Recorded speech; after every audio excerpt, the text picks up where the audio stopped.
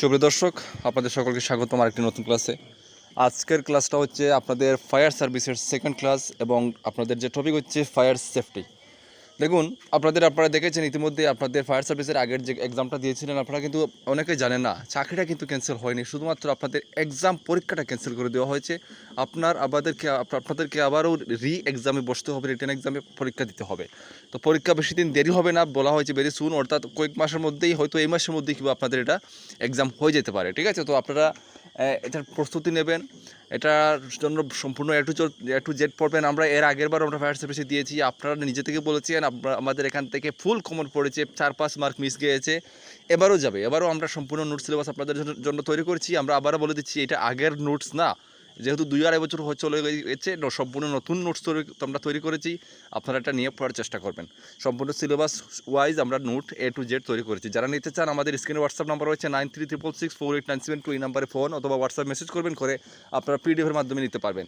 তো সুপ্রিয় দর্শক, আজকের ক্লাসটা আমরা শুরু করছি ফায়ার সেফটির প্রশ্নগুলো। ঠিক আছে, এর আগে আপনাদেরকে 10টি প্রশ্ন দিয়েছিলাম, তো আজকে 11 নম্বর প্রশ্ন থেকে আমরা ক্লাসটা শুরু করলাম। 11 নম্বর প্রশ্ন হচ্ছে, দেখুন, ফায়ার সেফটি থেকে কাঠের আগুনে কী ধরনের অগ্নি নির্বাপক যন্ত্র ব্যবহার করা যেতে পারে, এবং দেখুন, এটা তো আনসার হবে কি, আনসার হবে, দেখো, জল ধরনের অগ্নি নির্বাপক যন্ত্র এবং পাউডার ধরনের অগ্নি নির্বাপক যন্ত্র। ঠিক আছে, এই প্রশ্নগুলো কিন্তু খুবই ইম্পর্টেন্ট প্রশ্ন। আমি আগেরবার যতগুলো প্রশ্ন দিয়েছিলাম আপনাদের কিন্তু সবগুলো কমন এসেছে। তো নেক্সট প্রশ্ন আজকের, পেট্রোল, ডিজেল এবং বুঝত কী ধরনের অগ্নি নির্বাপক যন্ত্র ব্যবহার করা যেতে পারে তেলের আগুনে? তো রাইট আনসার হচ্ছে, দেখুন, ফুম ধরনের অগ্নি নির্বাপক যন্ত্র, যেমন CO2 গ্যাস ধরনের এবং পাউডার ধরনের অগ্নি নির্বাপক যন্ত্র। ঠিক আছে, 13 নম্বর প্রশ্ন থেকে, ইলেকট্রনিক আগুনে কোন ধরনের অগ্নি নির্বাপক যন্ত্র ব্যবহার করা যেতে পারে? তো আনসার হচ্ছে CO2 গ্যাস।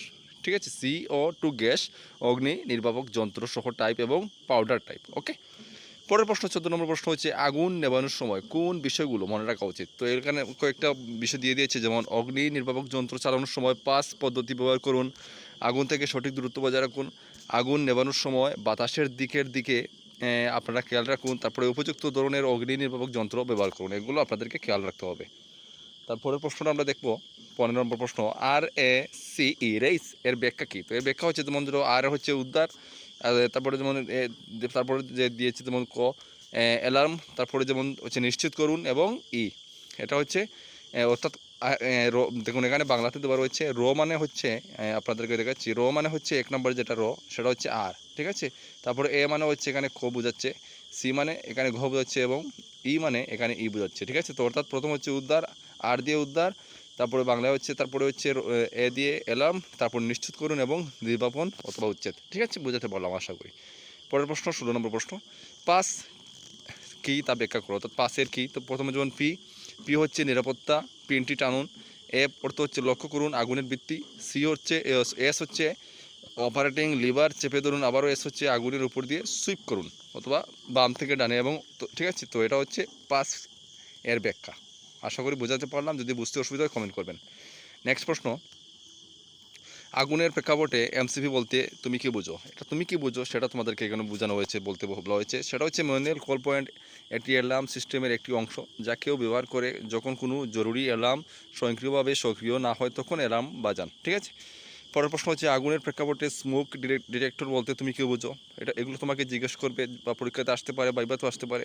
তো তুমি আনসার দিতে পারো, ধোঁয়া শনাক্তকারী হলে অ্যালার্ম সিস্টেমের সেই অংশ যা ধোঁয়া ধরে এবং অগ্নি নিয়ন্ত্রণ প্যানেল সিস্টেমের মাধ্যমে অ্যালার্ম সিস্টেম সক্রিয় করে। ওকে, পরের প্রশ্ন বন্ধুরা, 19 নম্বর প্রশ্ন আপনাদের স্ক্রিনে,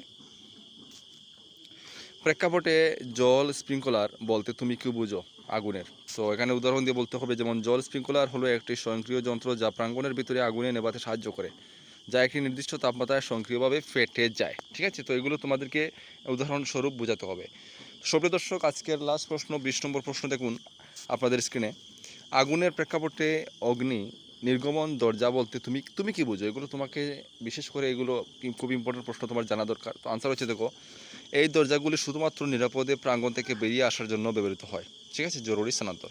তো সুপ্রিয় দর্শক, বিভিন্ন কোয়ালিটির প্রশ্ন রয়েছে সিলেবাসে, আপনাদের ফায়ার সার্ভিসের সিলেবাস আপনারা জানেন না, আমি একবার একটা ভিডিও আপনাদেরকে দিয়ে দেবো ফায়ার সার্ভিস সিলেবাস নিয়ে। আর আমরা আবারও বলছি A to Z আপনারা সম্পূর্ণ সিলেবাস অনুযায়ী পড়ার চেষ্টা করবেন, কারণ মার্কের ভিত্তিতেই কিন্তু আপনারা চাকরি পাবেন, এটা মাথায় রাখবেন। তো সবাই দর্শক, আজকের মতো এখানে শেষ করলাম, দেখা হচ্ছে নেক্সট ভিডিওতে। জয় হিন্দ।